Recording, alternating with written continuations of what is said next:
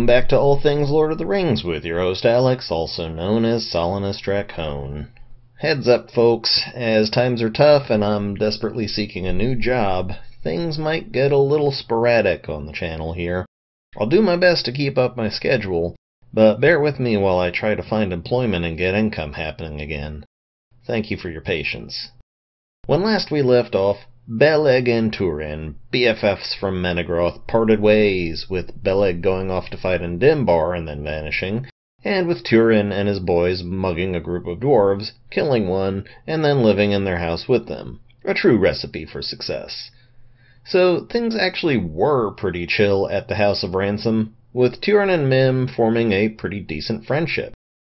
Mostly, Turin heard Mim's life story, how the dwarf had been a sort of subset of dwarves who got exiled from the dwarven cities in the east, and who had wandered into Beleriand before even Morgoth came back, and kind of went a little feral. The elves of Beleriand were not kind to these dwarves, finding them ugly and repulsive, and basically hunted them for a while, before deciding screw it and let them be. The elves called this group the Petty Dwarves. The Petty Dwarves didn't give a fig about anybody but themselves, and hated the elves just as much as they hated the orcs. They especially had a hate boner for the Noldor, who basically, as the Petty Dwarves saw it, stole their land. It turns out Nargothrond, the supposedly natural, wonderful cave system that Felagund moved into, was the work of the Petty Dwarves. Now, after all these years, Mim and his sons were the last of the Petty Dwarves left in the world, and one of those sons was already dead. Life was not kind to Mim. Anyways, one day in midwinter, when the lands were growing colder and sicker from Angban's increasing power, and Turin's boys were huddled around the fire all hungry and sick and shit, some random-ass dude walked up all cloaked and hooded in white, just moseying on up to the fire swinging some nuts like he just don't care. Obviously the guys were pretty freaked out by this, but the dude threw back his hood and it was Beleg, and he came with supplies. Turin was mighty happy to see his old chum, and Beleg had even brought the dragon helm with him. He hoped, by bringing it, he could lift Turin's thoughts up from this cold outlaw's life, and turn to more important fights. Turin still wasn't in the mood to go back to Doriath, and Beleg respected that, so he stayed around and helped out the boys, healing the sick and sharing the lembas. The guys got to like him pretty quick, but there was someone at the House of Ransom that didn't like Beleg. Mim. The old dwarf sat with his one remaining son deep in the house, and didn't come out to speak to anyone, but Turin basically ignored him. Things weren't going so good in the outside world, though.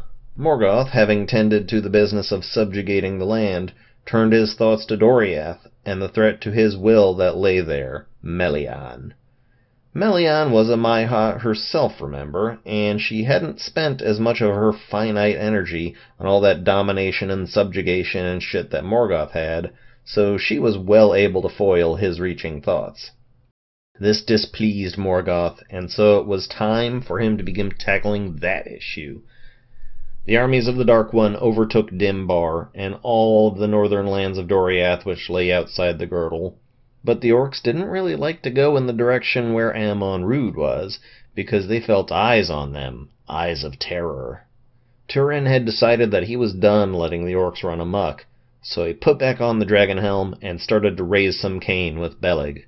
Rumors began to spread among that region that the helm and the bow were back, referring of course to Turin and Beleg, and people took heart and began to flock to the bros.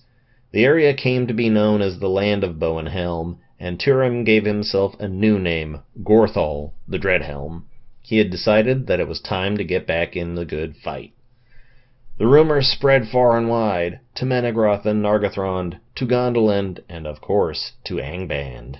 Morgoth laughed at this.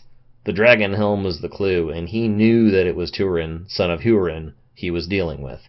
And remember, Morgoth had Hurin stuck in a chair outside, watching everything, and had placed a curse upon Hurin's entire family. Spies surrounded Amon-Rûd, and soon enough an opportunity came. One day, Mim and his son Ibun decided to go out and try to gather some roots from the forest to shore up their stocks.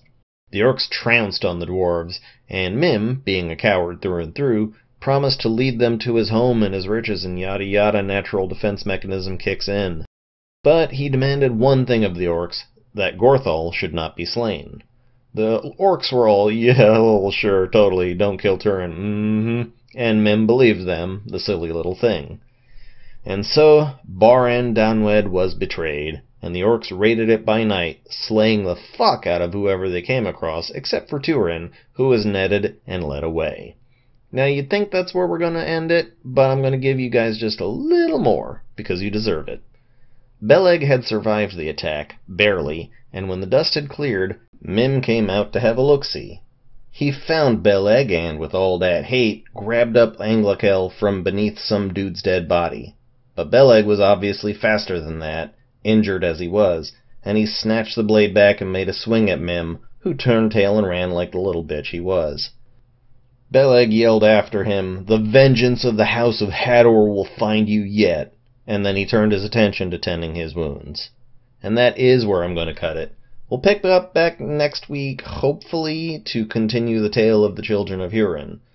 I'd like to remind everyone here to please like or leave a comment, and especially subscribe. 1,000 subs is still a long way off for me. Thank you all for watching. Once again, I am Alex, also known as Solanus Dracone, and this has been All Things Lord of the Rings. Goodbye.